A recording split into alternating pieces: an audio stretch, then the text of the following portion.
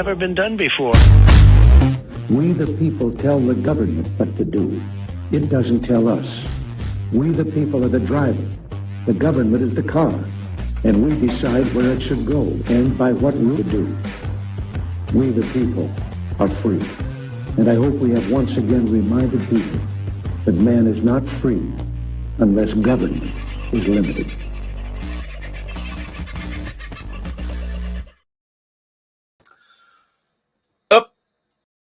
The hell's going on? Oh, there I am. I'm hiding down in a corner.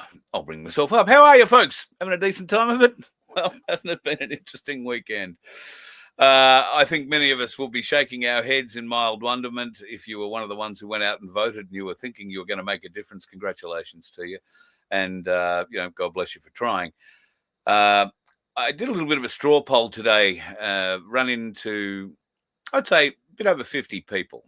And we were all talking about the election at various different points. Nobody admitted to voting for Labor. In fact, everybody was incredulous. And it reminded me of the time where the red-headed clown got elected, Julia Gillard.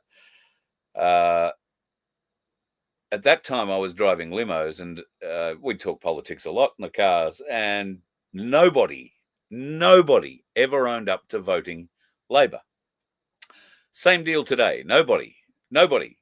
All a very diverse group of people, a bit like yourselves. Nobody. Not one single vote for Labor. And yet here we have a landslide result, the mainstream media are calling it. Well, if you look at some of those polls and some of the data that's been released from the Canadian election that was held recently, it looks almost exactly the same as the data that was released over Saturday, Sunday regarding the Australian federal election. Anyway, how did you go? Did you have a bit of a win with your vote? Did you think, yeehaw, wonderful? Unfortunately, Cass Smith nor Billy Bay managed to get elected. I don't think anybody from Gap got elected.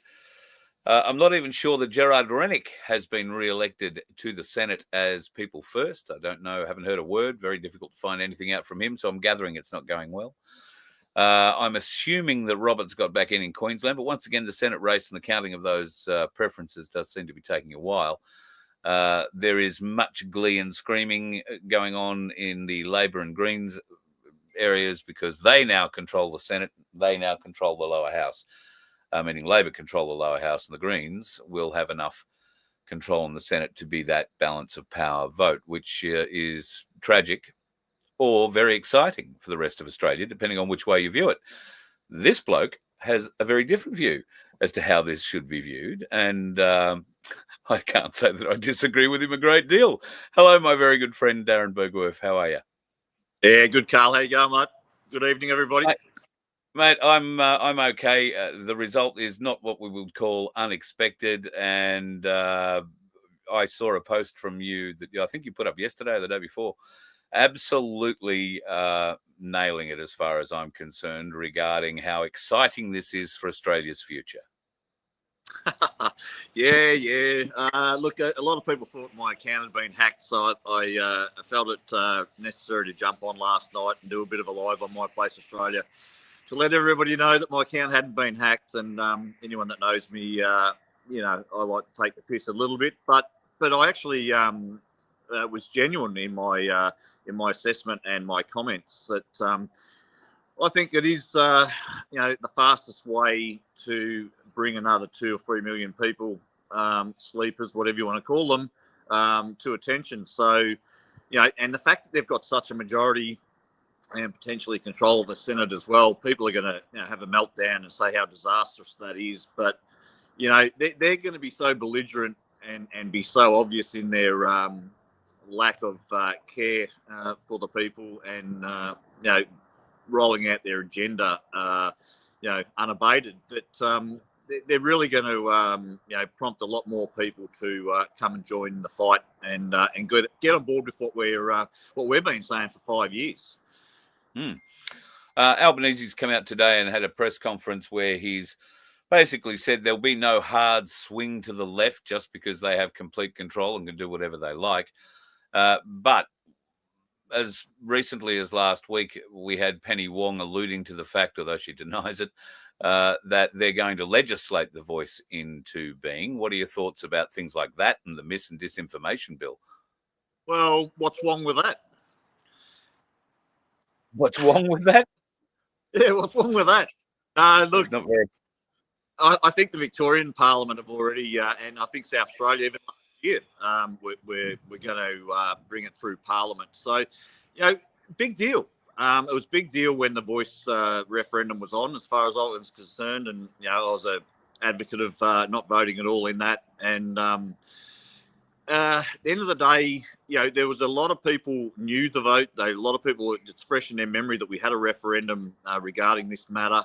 And I think if they put it through Parliament now, which is 100% fresh in people's minds against the will of the people, once again, all that's going to do is raise some more red flags to more people, and maybe engage them, which so far we've failed to be able to engage them.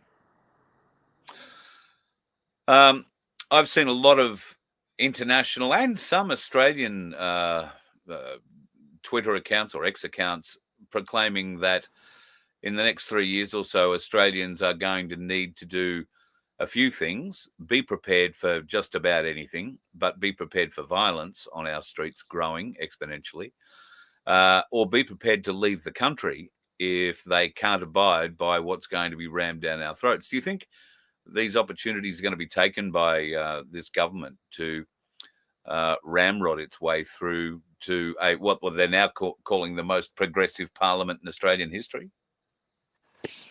Was that the most oppressive parliament in Australia's history, did you say? Yes, yeah, you would think oppressive, but they're calling it progressive in mainstream media. Cut out a bit, mate. Sorry, I I hear you.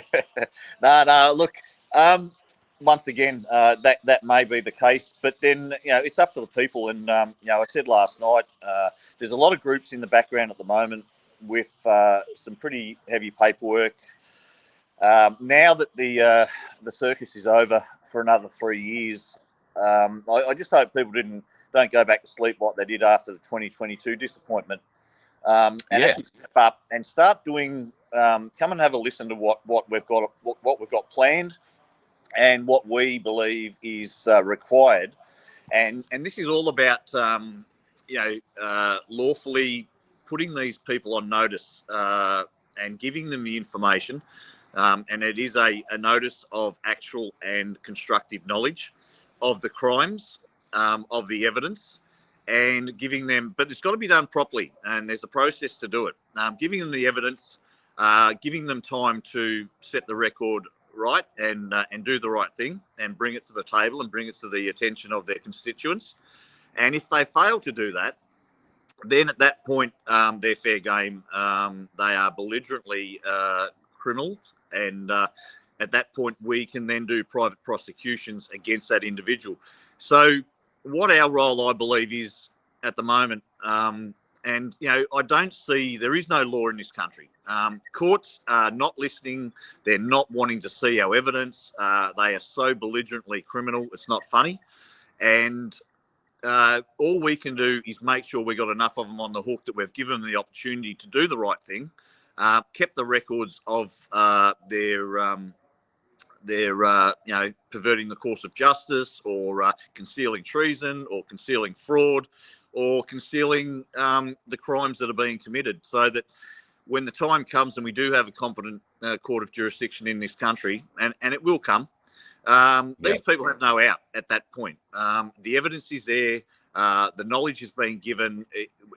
While we're running around just bitching and moaning and abusing, without actually doing the work, getting the knowledge ourselves, educating ourselves, and putting these people on notice in the proper manner, then we're not going to be. We're going to be starting behind the eight ball when the time comes.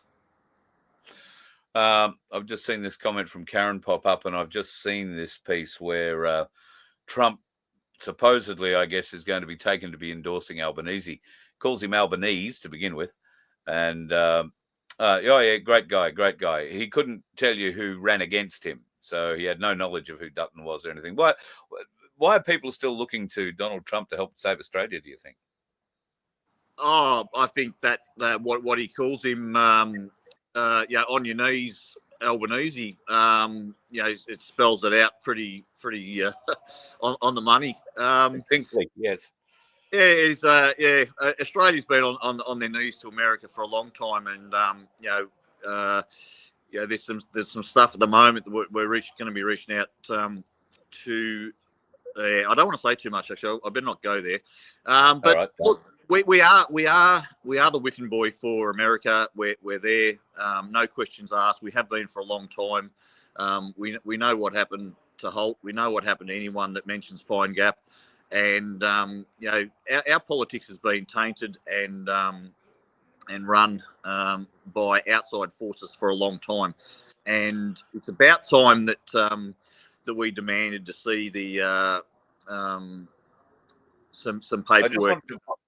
I just wanted to pop that up, given what you're saying about Trump and how we are. I mean, we do. We've been on our knees to America for a long time, but Albanese is perceived, at least, to have been bought off by China. And what's Wong with Penny Wong being the foreign affairs minister? I can probably name 100 Chinese reasons why that's a bad idea. But there is a bit of a conflict between Labor's love of China and Labor's need and or desire, or more need, to be associated with America. So the next 3 years, I think, is going to be pretty feisty here in Australia.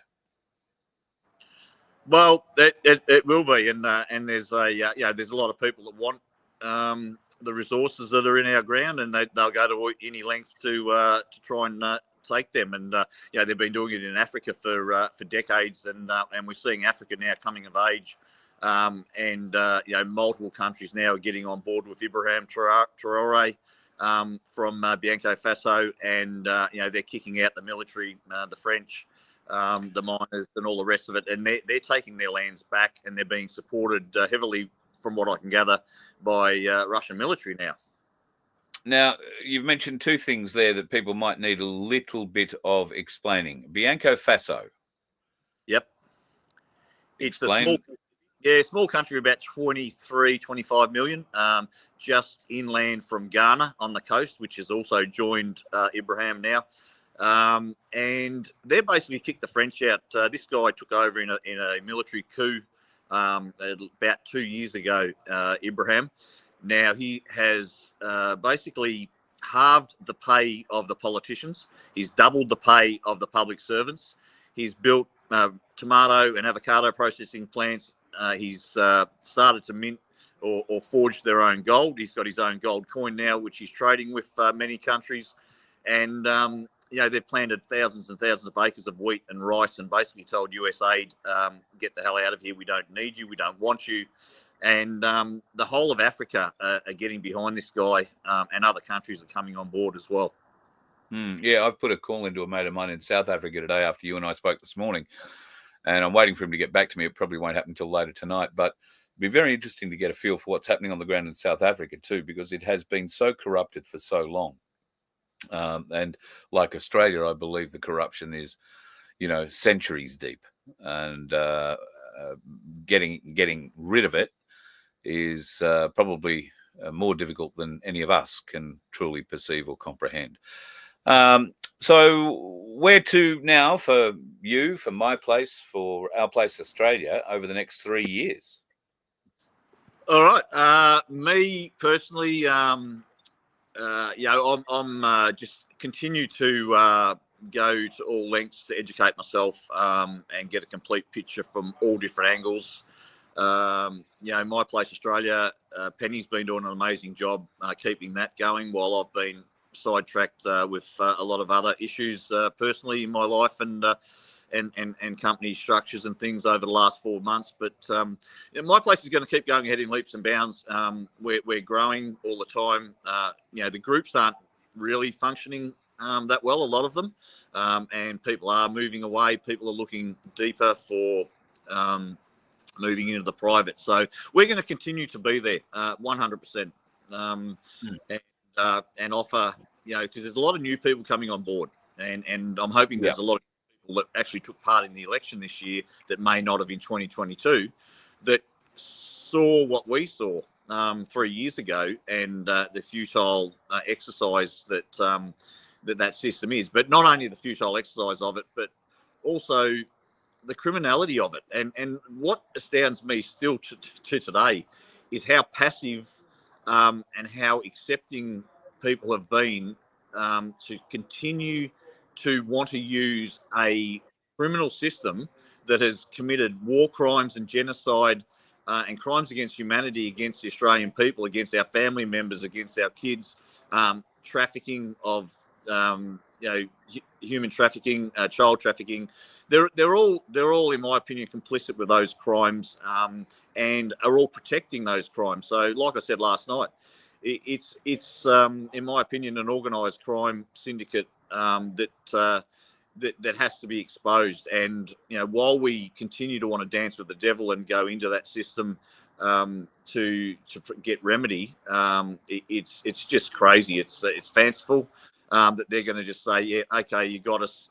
We need people to actually take the right action. And now that the circus is over, my focus and my place's focus, as far as I can tell, speaking to our coordinators, is to spend our time exercising our rights to expose the criminality, get the paperwork, and do exactly what I said earlier, with giving these people a knowledge of the criminality that they're involved in. And that's where Unity Hub is so important. Unity Hub is a great resource for everybody in every community, whether it's a My Place community or not. The My Place Unity Hub, which you can join for a subscription. I think it works out to be about $60 a year. Is it, from memory? Yeah, $5 a month or $60 a year. And obviously, Facebook are, we're getting a lot of. There's a lot of. I think I got a warning today for providing misinformation that Australia is not a corporation. So Facebook are kind of getting back in the game again, and we're starting to get censored and banned or threats of bans for publishing basic facts. And So Unity Hub is going to be important going forward, and we've got to build our off-grid kind of social media, which is what Unity Hub is. I discovered the other day that people now, instead of Googling to find the answer to everything when they want to object to something we might put forward, they don't no longer use Google. What they do now is go to ChatGPT, and if you ask ChatGPT about the Siskiyou Trust, it tells you it doesn't exist. This is how these young people today, and people, new adopters, if you like, of the technology, are being brainwashed. I was surprised, although maybe not terribly surprised, that the person who was quoting me all of this, and I hadn't realized at the time, was gaining their information from ChatGPT, was only mid-20s. How do we combat those arguments when people, come to us and say, well, there is no Siskiyou Trust, or, as you're alluding to with our whole political and legal system, it's all a fraud? Most people, I think we've already discovered, most people in this country are led, not leading. So do we have to expose whatever and show whatever the alternative we would offer, our side, the common law side would offer, so that we can encourage more people to understand that if something happened dramatically overnight and the things that you and I and others believe in become a reality on the streets, it's not something to be scared of. It's not going to be anarchy on the streets. There aren't going to be, lawless gangs, or at least no more than Dan Andrews has brought into Victoria, running around killing people. And what will happen is that there will be much greater result for those that do run around and commit crime, because under a common law trial system, you will be held accountable. Well, if they're breaking into your house, I don't even think it needs to go to a common law system. Every man, woman, and child has their right to defend their patch and use whatever force they believe is necessary. So, I think people got to be ready for that possibility. But at the same time, I don't want to install fear in people either. I mean, there's enough people putting the fear porn out there, it's counterproductive. Even the election result, there's nothing to be fearful of. It's got to be, and I've been saying this for a long time. Things have to get worse, and I know there's people that have like jumped on me for saying that oh, you don't know what my life is and this kind of stuff. And okay, I appreciate that people are hurting, but I don't think it's enough. Which is really harsh thing to say, but I don't think there's enough pain in this country, to be honest, for there to be change and for people to take the appropriate action. So. There's no fear in what we're going through. It's all the fear is you're allowing that to come into your purview, into your mindset, into your emotions, and we've got to take the emotion out of it and look at things more analytically. In my belief, because emotions is what gets us into trouble. We react quickly because we take things the wrong way, or we're in a bad mood or whatever, and then we say something that maybe we shouldn't have said. And I still do it occasionally, but we got to try and get rid of the emotion and actually look at the bigger picture and realise that we still are a privileged I guess generation. We've never really had war on this land like they have in Europe. We've never really had, it's here now, communism, but we haven't lived the communist kind of lifestyle that most of Europe have. So we've been privileged, and it's and as far as the fraud and all that kind of stuff, this country has been criminal since the day it started. Really, it was built on a fraud, and we were a penal colony. So, this whole country was born out of criminality and crimes, and that's just the fact of the matter. So, if we're going to stand strong in our morals or in our beliefs, and forge a new way forward and a set of guiding principles to go by, then that's what we need to establish. And you can't be wishy-washy and half and half. We've been that. Tried to play the politics. We've tried to go about it in a amicable way, and it has not served us. Now, I'm not, saying that we should be, we still got to do this in a peaceful way. But the penny's mightier than the sword, and it's time, I believe, that we need to, put these people on notice. Yep. Will they hear us is the big question, or how do we make them hear us? That's probably the bigger question again. Mate, thank you again for coming on tonight. I really appreciate it. And you look like you're in a pretty nice little location. You're heading out for dinner somewhere, or you're speaking out somewhere? Yeah, I'm actually heading to my place, Roeville. So I just thought I'd stop in at the Stanford on the way through and find somewhere quiet to sit down and do this. And look, like I said, there's a lot of groups developing a lot of stuff, and I spoke briefly last night on the Crown Marshal Service. Now that's a group that have got some paperwork in place that may be very, very strong and have Crown authority to establish this.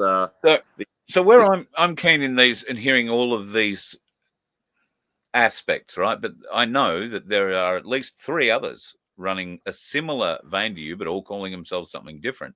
And this is where our confusion begins. I believe that before any of you come out publicly and say, here, this is how we can do this, we should get you all together in one place where we can discuss it all together, and people like me can pick holes in it and find out whether or if there are holes to be picked. But we need critical minds who are not invested in whatever has been created to cast over this stuff before it goes public. Because as so many people have been saying here in the chat tonight and previously for God knows how long, we need to come together. Well, let's come together with one solid solution or one solid attempt. And if that doesn't work, knock it on the head, move to the next one. But we've got to all come together and have these discussions so that your group, the next group, Tim Dwyer, whoever, Dick Yardley, whoever comes out with a solution, doesn't go and blow the bolt too early. Because I honestly believe the normies out there, and most of us, are sick to friggin' death of hearing, oh, this is the new way. Oh, this is the new way. Oh, this is the new way. Fuck off and figure out the new way. And then, when it's been tested and tried, bring it to the public.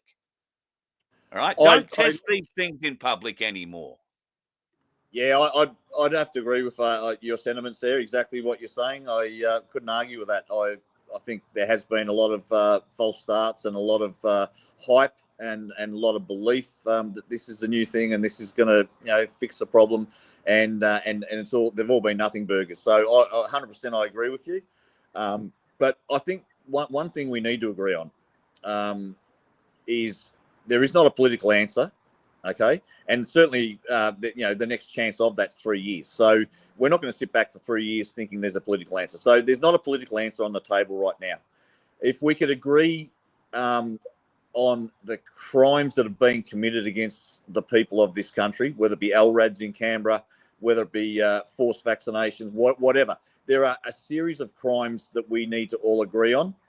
And if we agree that the government have been and the courts and everyone have been complicit in carrying out these crimes and protecting the criminality of these crimes, then we've got to agree on what is the action that we need to take. And to me, exposure is at the top of that list, right? The crimes have to be exposed, and we've got to continue to expose the crimes and give the information. To me, that's where it starts. But then you run into the wall of people saying, oh, well, what are we going to do about it? Okay, I can see you're right. I can see they're committing a crime, but what are we going to do about it? What can I do about it?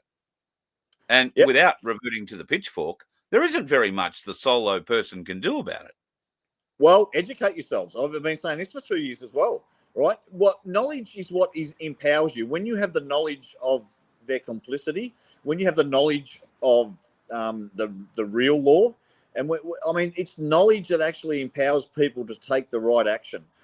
We can all say, "Oh, I don't know what to do," but we're lazy. We want everyone to do it for us, right? We want this quick fix. We want the silver bullet. They're just not there because the system is so belligerently criminal, in my opinion, that none of these. It doesn't matter who's got what. I don't believe any of that's going to have the effect that we're going to win. But it doesn't mean you don't stand up and expose their criminality. It doesn't mean that you don't stand up for your rights, no matter what they do to you, right? It's because at the end of the day, it will turn around. And if you haven't got the record, if you haven't got the evidence, and all you've done is sit back and wait and hope someone will do something for you, and you haven't bothered to stop watching the AFL and support the woke system or the NRL, or supporting the supermarkets or whatever it is. So people I can guarantee you that. Well, I can't really, but I would assume that a lot of the people that are bitching and moaning the most have probably done the least changing of their behaviours over the last 3 years. So there's a starting point that doesn't even put people in the firing line. But people don't have the will. So stop bitching and moaning about what's going on if you haven't done any of those things, is what I would say. I just want to address Karen here for a sec. She's, like many of us, sick to death of the freedom movement, pulling itself apart and pulling each other apart. Now, that's a very, very fair comment, and I guess I have been on occasion responsible for a bit of pulling and pushing in my own way. However, going back to what I was saying before about Darren and other solutions that are on the table, we have been left broadly, we the people have broadly been left with figuring out or deciding if these solutions that are presented to us in public are viable. All right. And many of us, because we're all divided, we're all in different camps, we all follow different gurus down this path. We're all a little bit divided. And the only place where the discourse can happen when these ideas are only presented publicly, right, rather to another group of knowledgeable individuals who are all well, suited to look over other people's work and not tear it to pieces. What we are doing, and I've said this before, I believe a lot of these common law groups have pieces of the jigsaw. None of them have the whole jigsaw. None of them have all the pieces. But we need to bring them all together, and we can all push our pieces together on a table, and then we may be able to come up with one great, fully realized solution that we can all stand behind. But it's ego that gets in the way. I'm not accusing you of anything like this, Darren, but there is so much ego involved in the presentation or the production, the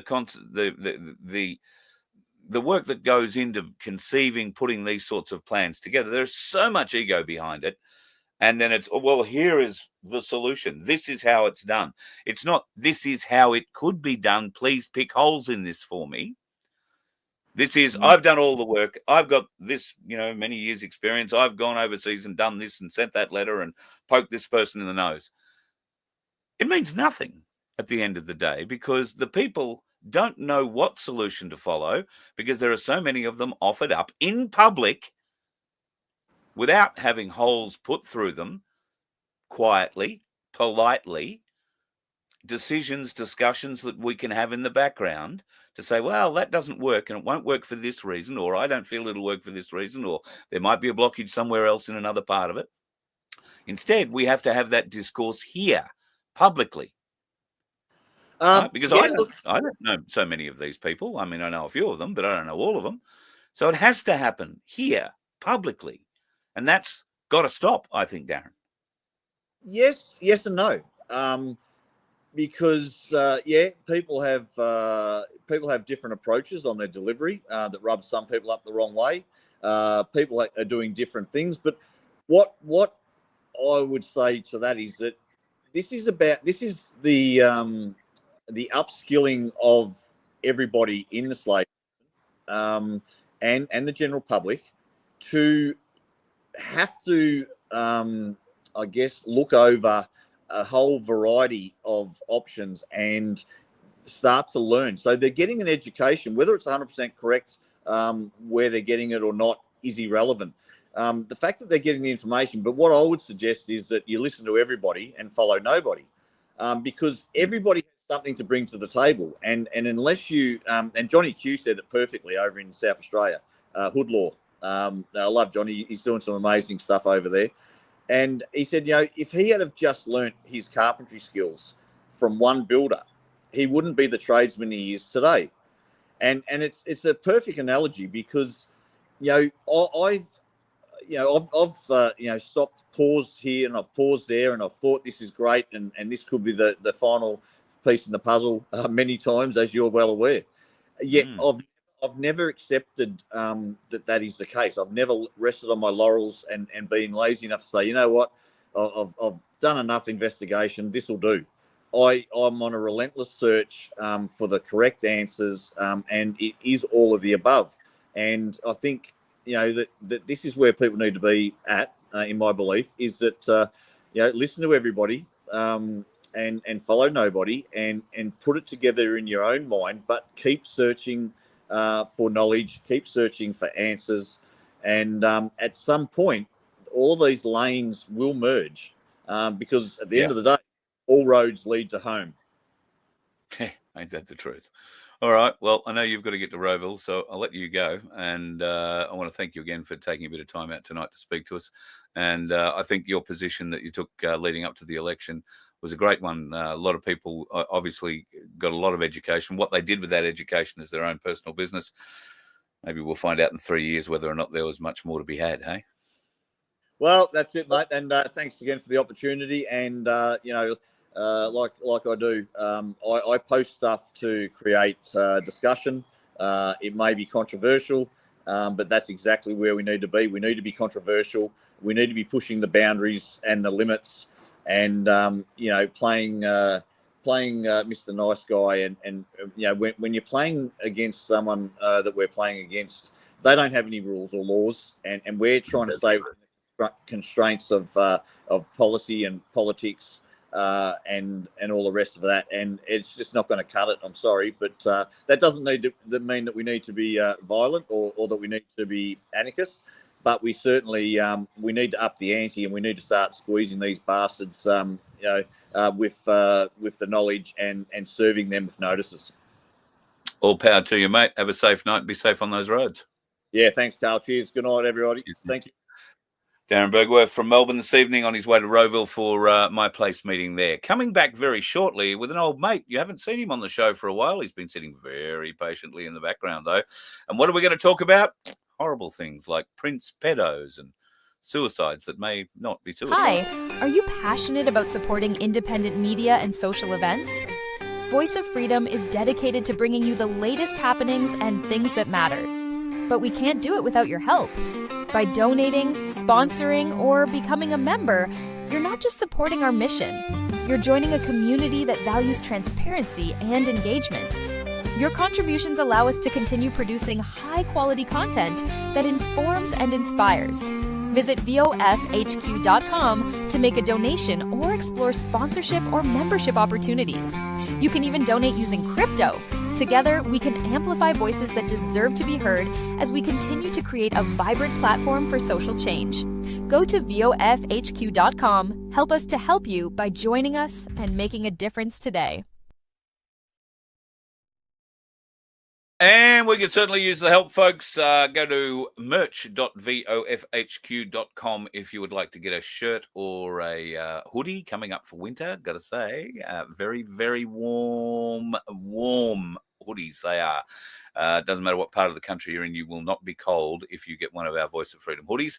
And, of course, the T-shirts, which you can get whatever you want on them, really. But I like the Land of the Fee thing at the moment. There's another one that I saw today, which I don't think I downloaded, but somebody's come up with a great shirt. Don't make me use my radio voice. Thinking I might nearly have to go and do something along that myself. It's been a little while since we've had this particular gentleman gracing our screens. There's a lot of reasons for that. Firstly, he's been busy swinging an axe and helping another one of our very close friends set up a new business. And when he got bored of doing that, he decided he needed to go out back and hold a stick and wave at electronic equipment, or at least that's how I think it works. It's nice to have Rob Galactic Larrikanair himself back with us. How are you, buddy? Very good, Carl. G'day, trendsetters. Very good. You better Great to be here. tell us what. It's been too long. Tell us what you've been up to.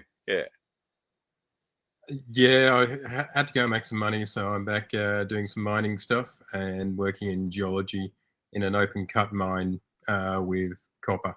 So I get to watch things blow up, which is always fun. Every boy loves that.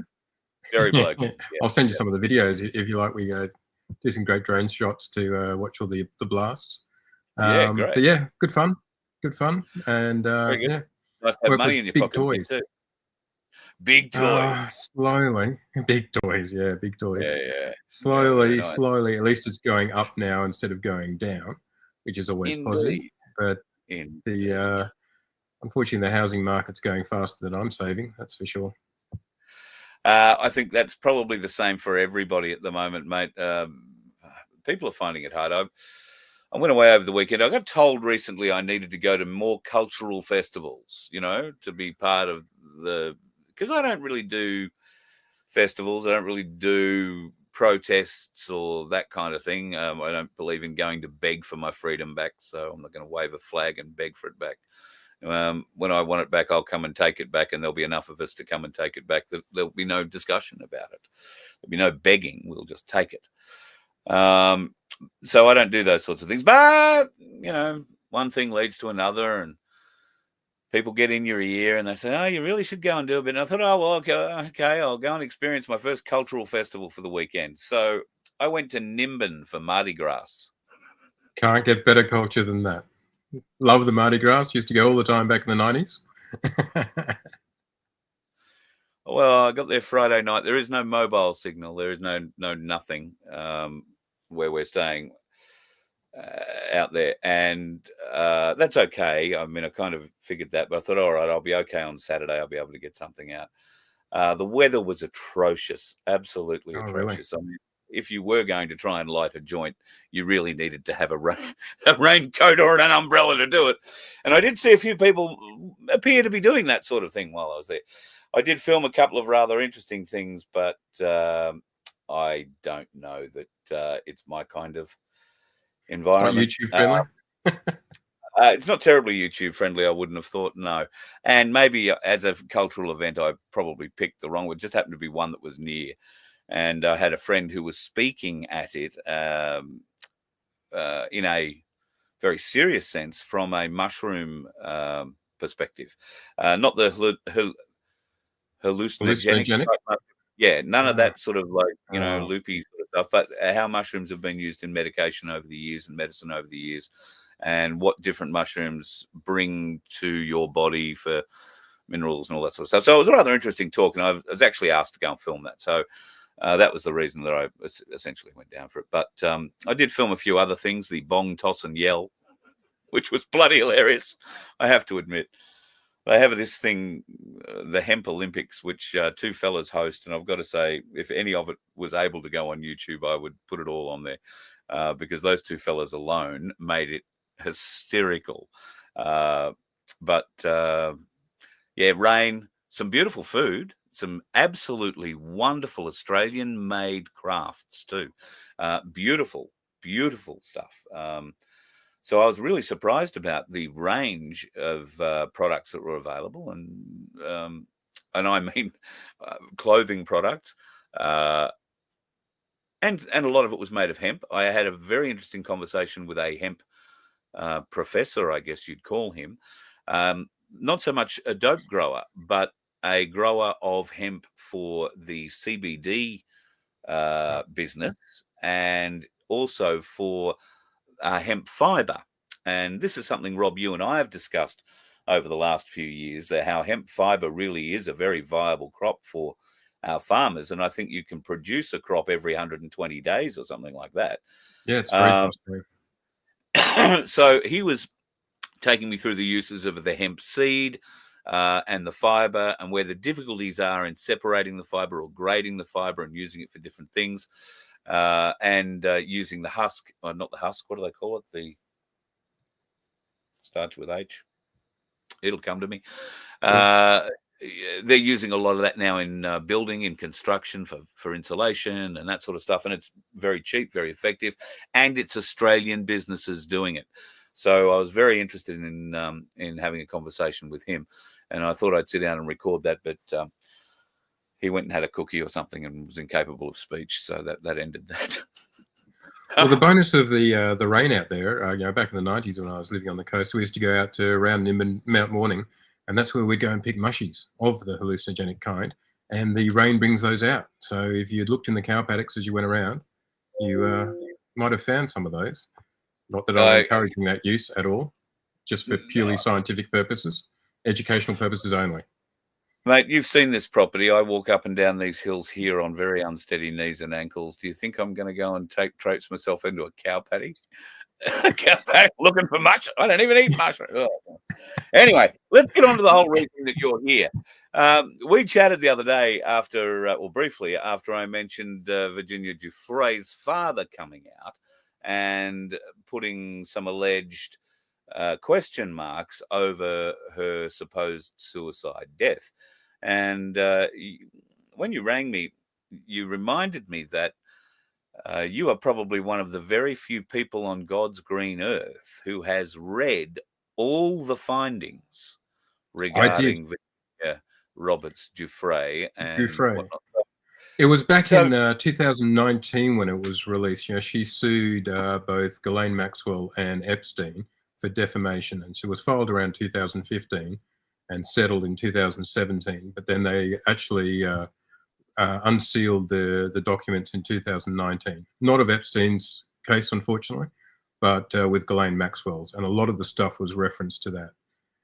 And then basically, because Ghislaine, Virginia Roberts, previous to that, she'd been living in Australia, and she was then all over the, she was in like New Idea, all those women's trash magazines, all that sort of stuff, and then like Today Tonight, all that sort of stuff. She tried to sell a book and that, and all of that was all of a sudden was just scrubbed off the internet. And up until only like 2 years ago, she didn't even have a Wikipedia page. If you looked her up, it just said see Ghislaine Maxwell and a click to Ghislaine. So there was a, Wow. yeah. So I mean, as I said at the time, who has the power to do all that? It's obviously the intelligence agencies, and the whole thing was run, you know, as we know with Epstein Island and the rest of it, it was a blackmail compromising scheme run by the intelligence agencies. Those three-letter ones, you know, MI6, CIA, and another foreign one which begins with M and ends in D, and we won't mention it to be YouTube friendly because they have a lot of power. Maybe we could just call it the Moss or something or other. But yeah, they had they have a lot of power, and it's through these compromising operations that they did it. And if you remember, Ghislaine Maxwell, her father was Robert Maxwell, who was the media baron in the UK, and he came to a similar sort of demise, and it was always. Did they find him? I don't think they found him. I don't think they ever found him. No, he decided to go swimming off his yacht in the middle of the night. Yeah. Yeah. But he was always associated with MI6 and the Moss. So and wasn't there there was a Hollywood starlet that went the same way? Yeah. Natalie Wood. That's it. Well done. Yeah. So I mean, this whole group has always been associated with the intelligence agencies, and then this story with Virginia Roberts is just, it was fascinating. I sat there. It takes a long time to actually read all the documents, and it's not easy because they're literally depositions, and it's so it's not like Law and Order where it's all nicely laid out for you or anything like that. It's like literally interviews with all these depositions, and you have to go through it all, and it takes some time, but very, very interesting. They're saying that she left a note. Is that always indicative of actually committing suicide, do you think? That sounds more indicative of someone trying to make it look like a suicide, definitely. Certainly. And I'm thinking the only note that I've heard about, and I'm not saying that this is the only note by any stretch of the imagination, but the only note or mention of a note that I've actually heard about is something that has been typewritten, not handwritten. And that always leaves a question mark in my mind.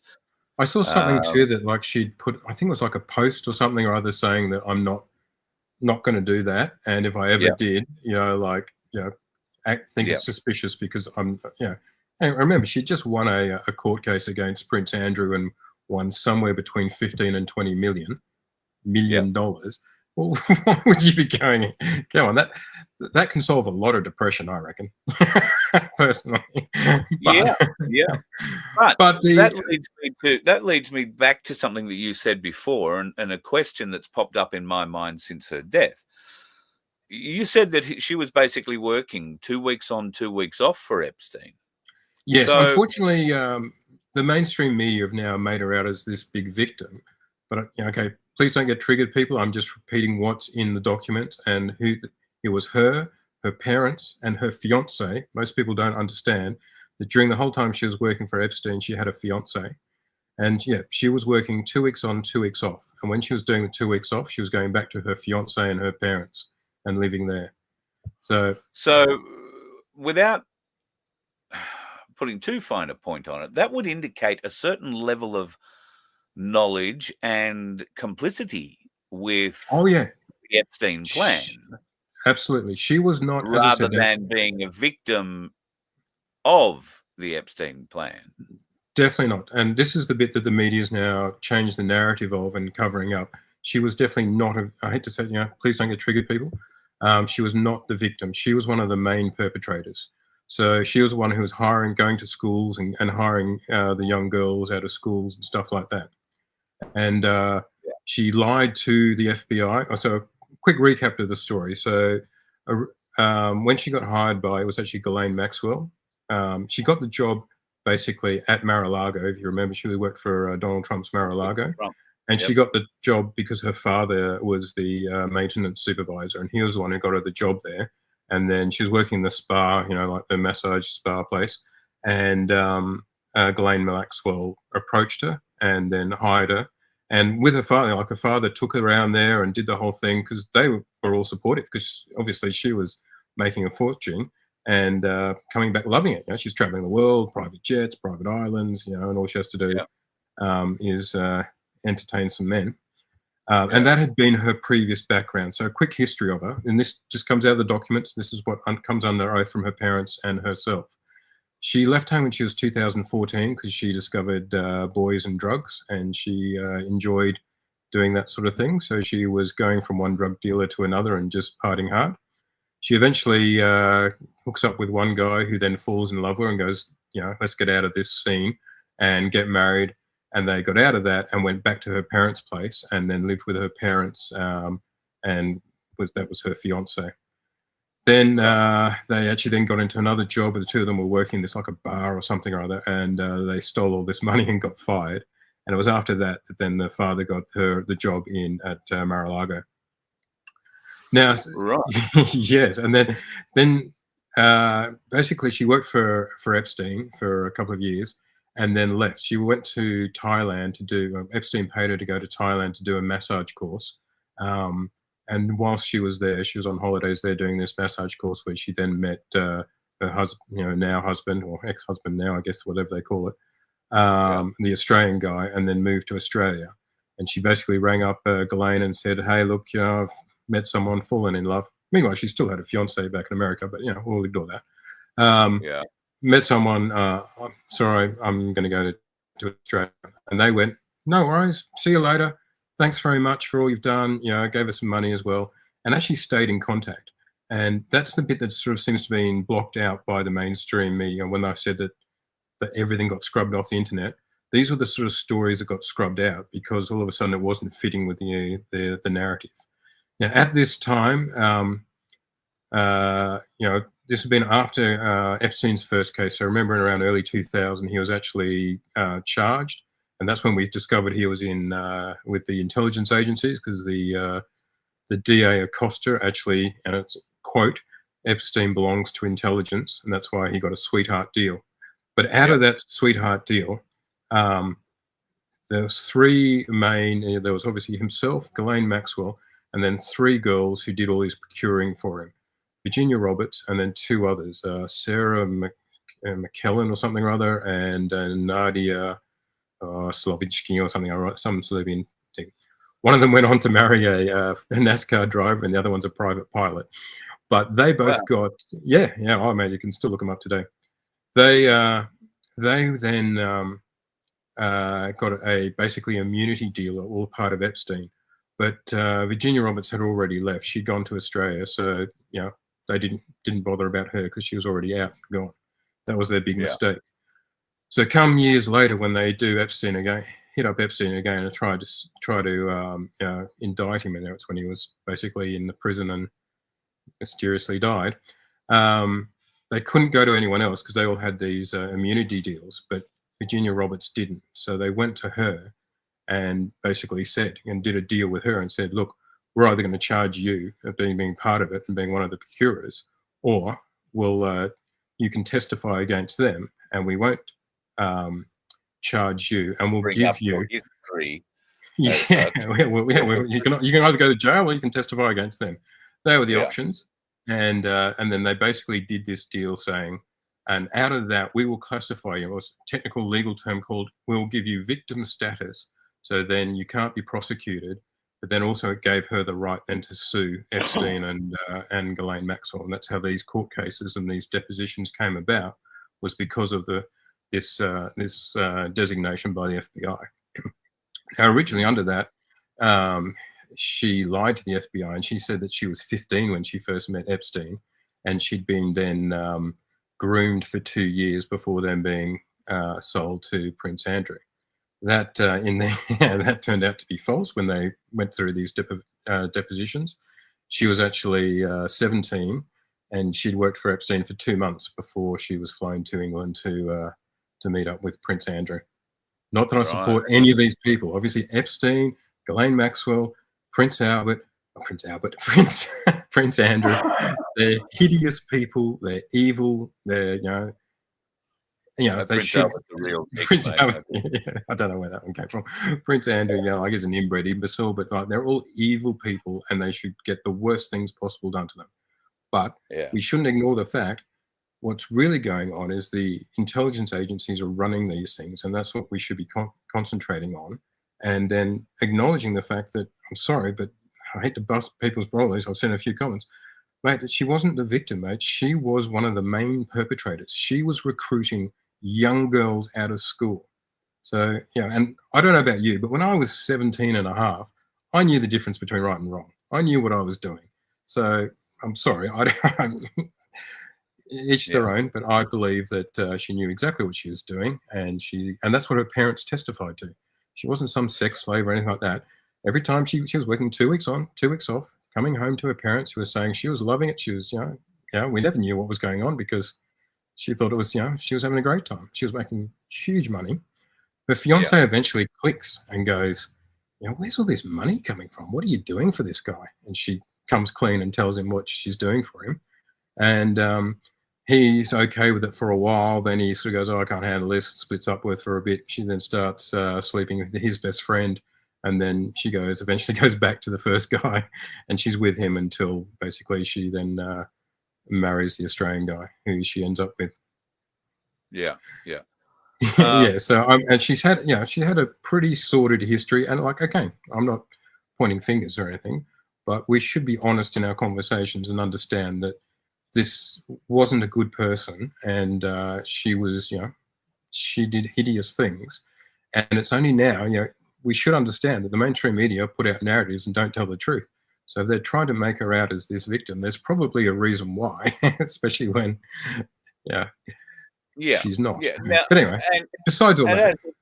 As Hookster is saying, it's hard to imagine a young person being, the instigator without being groomed, without being trained, without having a mindset in some way, shape or form. But I have met boys and girls of around that age that if they're active sexually, if they're active in the drug world, if they're active in the party world, then they don't listen to anybody. They just go off and do what they do and live their life because, as we all were at that age, we're absolutely invincible. It's fun. Yeah. It's fun. And old people don't want you to have fun, even if your parents. And look, I know nothing about her parents and what sort of lives they lead or what sort of people they are, but they seemed quite, from the testimonials were under oath, they were decent people. I said hardworking, normal, middle class, well, even lower to middle class family, whatever you want to call it. As I said, he was a maintenance supervisor at Mar-a-Lago. So if they're letting their daughter go off in this regard, which they thought was probably pretty safe, I'm not suggesting for a moment. Yeah, they went and met. He originally, the first time, he took her to Epstein's place, got a tour of the place, met them all. They were all, he didn't know anything was going on. As far as he knew, the father knew. Everything was above board, and she was just like, one of the helpers who was flying around and being nice. But they had no idea, and she never, she never actually told her parents. I said the fiance knew, but the parents never knew. Yeah. And I mean, groomed. Okay, well, maybe, but as I said, when she was hired from Epstein, she was 17 years and 2 months old, and she then went to England and slept with Prince Andrew when she was 2 months later. But she was basically recruiting girls within the first couple of weeks. So is being paid lots of money grooming someone? I don't know, but OnlyFans these days, I would say that it's more just. She wasn't the only one who was bringing other girls into the group too. No, there was, the other ones were in high schools, and they were being paid. I think it was $200 or $300 every time they brought a new girl into the house for a massage for Epstein. Yeah, exactly. So, it wasn't like she was the only one. Not at all. And I'm not at all. Not wanting. But she was the one that didn't get immunity deal, so that's why they could basically do a plea bargain with her and say, look, you either testify against them or you go to jail yourself. Take your pick. And interestingly, the only one that didn't take who took the deal is dead. The other two, like you say, one's a private pilot and the other one's married to a NASCAR driver. Married to a NASCAR driver. If you keep your mouth shut, you do very, very well. And she, if she, again, like I'm not pointing fingers. I'm just telling you what's in these in the documents, and this is what, when everyone was under oath, what they were saying. So Yeah. So, but to me, the bigger issue is still that it's the intelligence agencies who are running all of this. And yes, we all want to know who's in the Epstein, client list and all that sort of stuff. Definitely want to know. But what we should also be focusing on is who's running all this. It wasn't just, Epstein wasn't doing it just for no reason. He was an asset of the intelligence agencies and running these blackmail schemes. And to be honest, we're seeing it all repeating itself again now with Diddy too, being Harvey exactly Weinstein, the whole lot. Yep, Weinstein, yep, the whole thing. And of course, very quickly, all that's going to be cleaned up because Donald Trump has appointed Mel Gibson and a few others to oversee Hollywood, and today announced a 100% tariff on any movie that's produced outside of Hollywood, outside of the US. So the Australian film industry on its knees again, I dare say, because we've had a lot of American productions over here in the last few years. Until they clean up, I think until they clean up the intelligence agencies and start actually disclosing what they've been doing, it's not just the sex trafficking rings. It's also drug running, human trafficking for other things, and arms trafficking. They've been doing all that. I mean, we saw what was it, Tom Cruise movie American Made, which was based on fact of the CIA running drugs and the that's right, running out of Mexico and Colombia, and into where? Into Arkansas, which was Bill Clinton. Arkansas, Bill Clinton, and he actually makes it, well, not Clinton himself, but makes an appearance in the movie. In the movie, they refer to him. Thanks, Bill. The governor has Cruz arrested, standing before, and I'm going to throw the book. The governor's on the phone. Hello, Bill. All of a sudden, no, you aren't. Yeah. And the Clintons got captured by the intelligence agencies when they finished university. They did, law and stuff. And the first thing they did out of uni, they did a real estate scam called the Whitewater Real Estate Project, and it was a big, basically Ponzi scheme scam. And they got caught. And instead of going to jail, the intelligence agencies captured them and said, "Okay, same deal, right? You either go to jail or we'll get rid of all this for you, and you work for us now." And funny enough, then he becomes governor and is running drugs for the CIA. Yep, how strange it is. And then later on becomes president, and who knows what he was doing. Yeah, exactly. Yeah. Hey, thanks for coming on. It's been a while. Good to have you back on, and we shall do it more often. You're a wealth of knowledge, and it's always a pleasure to have you on. Just be careful back out there around the mines, mate. There are big explosions, I can say, but there's probably one or two snakes out there you want to keep away from too. Funny enough, lots of wild goats too. They're yes, lots of wild goats, I imagine. How do they deal with the explosions? Pretty funny actually. They you can see them in the drone footage. They run pretty fast, especially up those hills. They're pretty quick. We have made a few jokes about trying to round them up into the pit to see what happens, but there won't be a video of that. That's for sure. There won't be a video of that. No, because it was a joke. Yeah. But just quickly, when I was listening to you and Bergworth, Darren, with politically going forward, what we really need to do is have something that will unite Australia together and get people on side. And a friend in America has proposed something, which I think is what we should be looking at. Our future obviously is AI and automation, all that sort of stuff. So jobs are going to be becoming less and less. So we need some way to make money. Obviously, the universal basic income is rubbish. That doesn't work. That's just socialism, and we all know that doesn't work. But what is going to work is that AI, its lifeblood, or what it runs off, is data. And at the moment, all of these big corporations, whether it's the social media ones or all of these big corporations, they all sell our data.